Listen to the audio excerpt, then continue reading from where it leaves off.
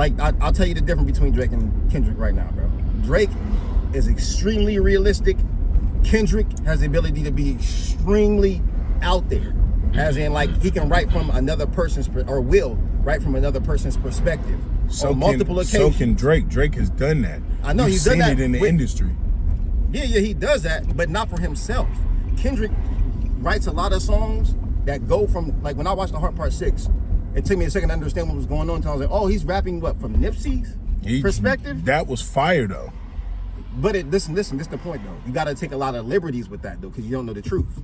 So you got to take liberty with it. What you mean you don't know the truth? Why would, what? How would you know the truth of what He's Nipsey was rapping. going through when he passed? What do you mean? You have to Gather take the liberties. information and data. You can't gather, bro. You can't Bro, you write can- about my personal experience. If I'm not around. if he You can't talk to couldn't, Nipsey. if he couldn't, his family wouldn't signed off on it. I'm not saying it was a bad thing. I'm saying the difference in artistry. Now, when you listen to Drake, you're going to hear realistic. He was at the club in Houston, or he was partying here, or he was with this girl, and it checks out that he was with that girl. You know what I mean? That's the difference in the two that I've always noticed. Kendrick has this an incredible but extreme imagination, which allows him to go places nobody else ever goes.